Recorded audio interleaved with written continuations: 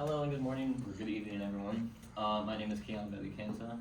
Today my presentation is going to be about an audio production topic called sidechaining and compression. So for my presentation I'll be talking about these bolded key concepts. All I want you to know for this presentation is that the units for decibels or the units for sound or sound intensity is decibels, and then moving forward I'll be talking about those 5 concepts: threshold, knee, ratio, attack, and release. So we know of compression through engineering most likely. Mechis and civvies might know it through truss and tension and compression. ECEs will know it through signals and systems and digital signal processing. And for my presentation today, I'll be talking about it from a signal standpoint. Briefly, compression of a signal, you have an audio signal on the left side, and then you have threshold on the bottom and top. And basically the idea is you want to compress that audio signal so that it fits within that range for the threshold, like on the right side. Sidechaining is a form of compression, and you might think of it easily if you're watching TV and your parents are trying to talk to you.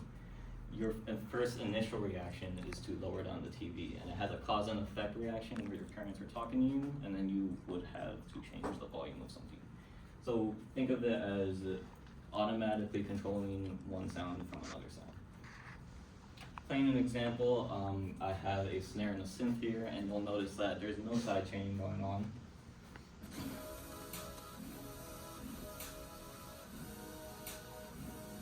I'll be quick about it. And then if we apply sidechaining, you'll notice a cool visual in which the synths are actually reacting to the sound every time.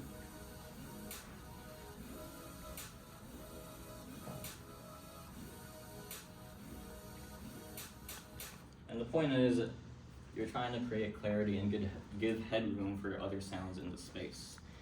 What you saw in that clip is called a ducking phenomenon, in which, like I said with the TV analogy, every time your parents are talking to you, you want to reduce the volume, so it's actually causing reduction. Some examples include you can actually use frequency or use sidechaining to control other things, but some examples of ducking would include David Guetta's Titanium. Or if you listen closely, you can hear he's sidechaining the kick with the synth in the background. You also hear it in 1130 by Duckworth, where he does the same thing with the kick and the synth. And it gives off that pulsing or pumping effect. And it doesn't just happen in EDM music or dance music, you can hear it in hip hop and rap too, where Mac Miller does it subtly in his song, sidechaining the kick and the bass if you listen closely.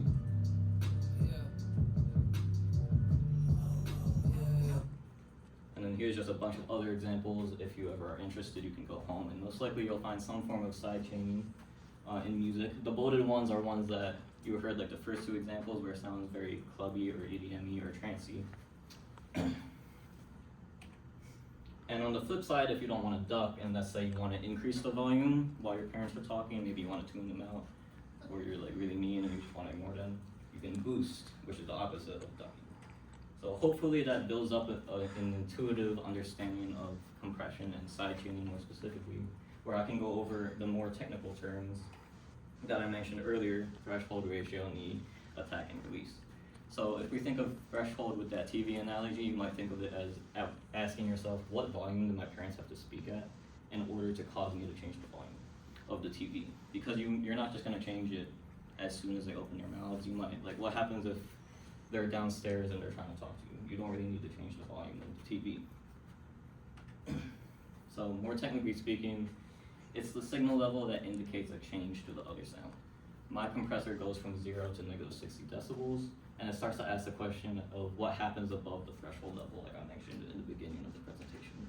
And that's called gain reduction. So if you pay attention in this clip, as I start to bring that threshold or the blue line down, you can see that the purple area, or that purple part, is actually how much signal is getting compressed. So as we have a lower and lower threshold, more and more signal is getting squished. This plays in part with ratio, which is basically how much exactly do I change the volume. So if the TV's volume is at 12, do I want to bring it down to 10, bring it up to 15, bring it down to 6, and you think of a ratio mathematically. So for audio, it's basically the amount of decibels that go above the threshold and the amount of decibels that we hear out. We're always going to hear out 1 decibel so then we can hear something. But if you look at this example, I don't know if you can see that, if we're 8 decibels above the threshold, in a 2-to-1 ratio, we're gonna get 4 back, because for every 2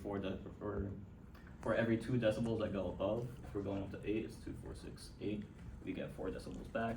And a 4-to-1 ratio, for every 4 decibels that go above a threshold up to 8, it's just 4 and 8, we get 2 decibels back. So the higher the higher the ratio, the more signal you're compressing. Finally, knee attack and release aren't actually what threshold and ratio do, where they actually apply the compression. It's just how you can adjust the compression. So think of knee as how aggressively do we apply the volume change. If the TV is at 12, and we have to go to 10, or let's say if the TV is at 12 and we have to go to 8, do we go immediately from 12 to 8 and have a hard knee where it just abruptly changes? Or do we have a soft knee where we might do 12, 11, 10, 9, 8, and it's a gradual change? And then this is what some examples on that compressor look like for a soft knee or no knee at all. It just looks like normal compression, and as we start to get more and more aggressive, you can see that that purple signal, more and more signal is actually getting compressed. Attack and release are complete opposites of each other. So if your parents are talking to you, for attack, how long do you wait until your parents start talking? Do you apply that change? So do you apply the change as soon as they open their mouths or you hear a breath, or do you wait until like a couple sentences or words after? And release is basically the opposite, like I said. So it's like once they finish their talking, how long do you wait to bring it back up? So would you wait until like they leave the room, or do you wait until they finish their sentence? And in this example right here, you have a fast attack, so it reacts immediately to the sound being played, and then has a fast release, so it comes back up immediately once it's finished. And then over here, you have a really fast attack, like the other one, but it comes up slower. So it has a slower release. And this is just another example, where it's a fast attack and it reacts immediately, and it comes back up really slowly. So why is this important? This is important because it's everywhere that audio is being handled electronically. We probably hear it in music all the time, whether you're listening to a recording live or pre-recorded. But if you didn't know, it's also in entertainment and commercials with voiceovers and other sounds, podcasters, YouTubers, anything that has to do or deal with electronic audio. If you listen to a commercial and it's a voiceover, you'll notice that there's music playing in the background, and the person's talking. Once they finish talking, you might hear that music ramp up a little bit, and once they start talking, it ducks a little bit, and that's just basically an example of side chaining that you didn't know was there. Every major platform, in fact, has their own compression algorithm, if you didn't know. I won't go over LUFS or LUFS specifically because it can be a whole presentation by itself, but basically, it's the standard for which every platform has, so then your audio doesn't get too compressed or under compressed. So for example, YouTube has 13 and 15 loops. If you are under that, then your audio is probably too quiet, and then YouTube is going to compress it even more, so then it'll be even quieter than when you uploaded it. And if you're above that, then your audio is probably too loud, and you're going to notice a lot of your audio got compressed, and it doesn't sound as it did before you uploaded it. So like I said, every other platform, Tidal, Spotify, Amazon Music, they all have their own compression algorithms, and it's something that artists and people that deal with audio have to take into account when they're uploading to this. In conclusion, I hope that this brought about clarity and sound clarity, and I hope it enhances your understanding for the importance of clear audio. And for anyone that deals with audio, I hope that you can probably remember this in the future and apply it. Thank you.